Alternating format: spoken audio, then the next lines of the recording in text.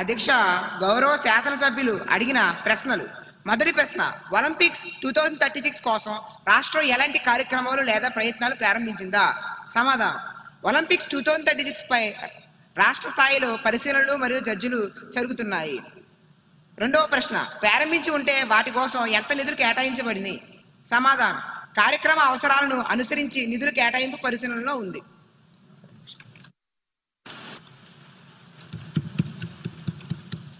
గౌరవ ఎమ్మెల్యే తేజ నరసింహ గారిని supplementary question కి అనుమతిస్తున్నాను.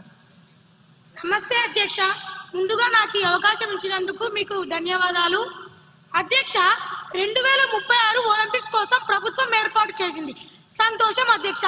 కానీ మన దేశ జనాభా ఎంత? 140 కోట్లు. కానీ వచ్చే మెడల్స్ ని వేలతో లెక్క పెడుతుంది అధ్యక్ష. అధ్యక్ష, మన వాళ్ళు జెవెలిన్ త్రో విసరడం కన్నా ఒకరి మీద ఒకరు బురద చల్లుకోవడంలో ఎక్కువ ఎక్స్పర్ట్స్. అందుకే అధ్యక్ష, నా సలహా ఏమిటంటే ఒలింపిక్స్ కమిటీకి ఒక లెటర్ రాయండి. మన లోకల్ గేమ్స్ అయినా కోతి కొమ్మచ్చి, గోళీలాట, గిల్లి దండాన్ని ఒలింపిక్స్ లో ప్రవేశపెట్టండి. కనీసం దాంట్లో అయినా మనకి గోల్డ్ మెడల్ గ్యారెంటీగా వస్తుంది. లేకపోతే మళ్ళీ అక్కడికి వెళ్ళి సెల్ఫీ దిగి వెనక్కి రావాల్సిందేనా అధ్యక్ష? ప్లేయర్స్ కి ట్రైనింగ్ ఇవ్వకుండా ఈ ప్రభుత్వం ఏం చేస్తుంది అధ్యక్ష?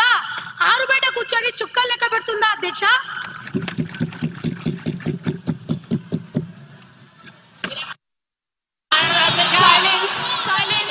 సభ్యులందరూ కూర్చోవలసిందిగా, ఈ సభా గౌరవాన్ని కాపాడవలసిందిగా కోరుతున్నాను. దయచేసి అందరూ కూర్చోవలసిందిగా కోరుతున్నాను. మంత్రి గారి సమాధానం.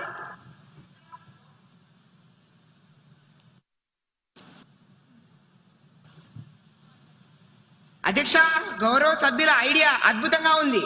మన మెడల్ టాలీ చూస్తుంటే నాకు అప్పుడప్పుడు బాధగా ఉంటుంది. ఆయన గిల్లీ దండాన్ని అన్నారు అధ్యక్ష, నేను ఇంకోటి యాడ్ చేస్తాను అధ్యక్ష. ఒలింపిక్స్ లో మ్యూజిక్ చైర్స్ కానీ గోడలు దూకడం కానీ పెడితే ఆ విభాగాల్లో అన్ని మెడల్స్ మన నాయకులవే అధ్యక్ష.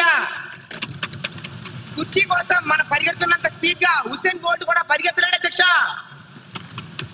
జోక్స్ పక్కన పెడితే మా ప్రభుత్వం ప్రజలతో ఆడుకునే ప్రభుత్వం కాదు అధ్యక్ష,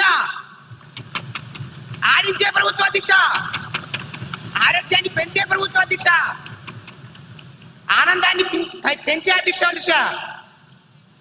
ప్రతిపక్షానికి వెటకారం, మాకు ప్రజలపై మమకారం. ప్రతిపక్ష వారికి సెల్ఫీలు ముఖ్యం, మాకు సొల్యూషన్లు ప్రాముఖ్యం. ఆల్రెడీ మా ముక్తి గారు, మా సవరణ అధ్యక్ష, మా ముఖ్యమంత్రి గారు ప్రకటించారు, ఒలింపిక్స్ లో పాల్గొన్న వారికి 50 లక్షలు, బంగారు పథకం పొందిన వారికి 7 కోట్లు, రజక పథకం పొందిన వారికి 5 కోట్లు, కాంస పథకం పొందిన వారికి 3 కోట్లు. మాది మాటల ప్రభుత్వం కాదు అధ్యక్ష, చేతల ప్రభుత్వం. మన క్రీడాకారుల నైపుణ్యం గల్లీ నుంచి ఢిల్లీ వరకు, ఢిల్లీ నుంచి ఒలింపిక్స్ లో మెడల్ కొట్టే వరకు మా ప్రభుత్వానికి విశ్రాంతి లేదని తెలుస్తున్నాను అధ్యక్ష.